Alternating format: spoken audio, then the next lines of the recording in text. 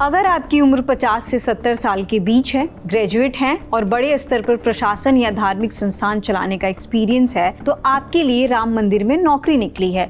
अयोध्या राम मंदिर ट्रस्ट अपने नए सीईओ की तलाश कर रहा है।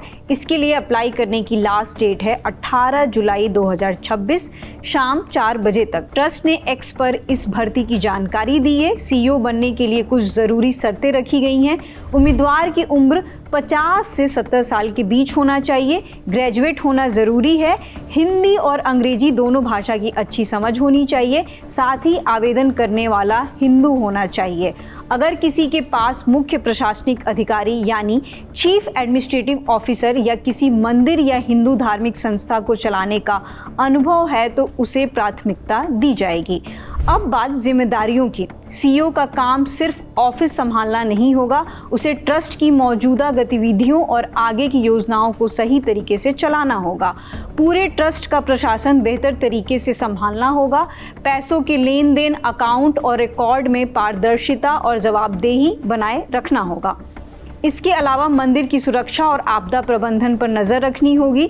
पूजा पाठ, धार्मिक आयोजन भी बिना रुकावट के चले, इसकी जिम्मेदारी भी सीईओ की होगी।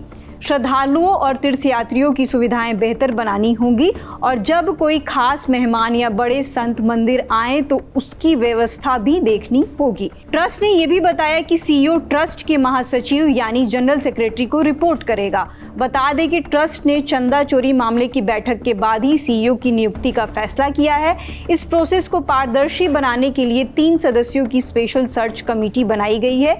इस सर्च पैनल में justice Pradeep Kohli, retired lieutenant general Vishnukant Chaturvedi और श्री साई बाबा संस्थान ट्रस्ट शिरडी के पूर्व अध्यक्ष सुरेश हावड़े शामिल हैं। पैनल के सदस्य सुरेश हावड़े ने इंडियन एक्सप्रेस से बातचीत में कहा कि हमारे सामने चुनौती बड़ी है क्योंकि यह जनता के भरोसे का सवाल है। एक बार भरोसा टूट जाए तो उसे दोबारा बनाने में सालों लग जाते हैं। इसलिए जो व्यवस्था हम बनाएं वह पारदर्शी होना चाहिए। मंदिर के प्रबंधन के लिए मजबूत सिस्टम तैयार करना होगा। हावड़े ने आगे कहा कि सीईओ इस ट्रस्ट की रीढ़ की हड्डी बनेंगे और इसके कामकाज और प्रबंधन के हर पहलू की देखरेख करेंगे।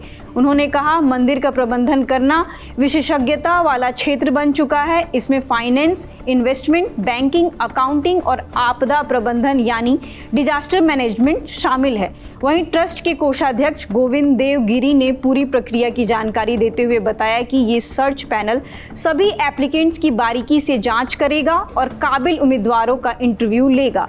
इसके बाद कमेटी अंतिम चयन के लिए ट्रस्ट के सामने 3 सबसे बेहतरीन उम्मीदवारों के नाम रखेगी। इन 3 में से ही कोई एक सीईओ चुना जाएगा। चलते चलते बता दें कि अयोध्या राम मंदिर चढ़ावा चोरी मामले में सुप्रीम कोर्ट ने यूपी, केंद्र सरकार और श्री राम जन्मभूमि तीर्थ क्षेत्र ट्रस्ट को नोटिस जारी किया है।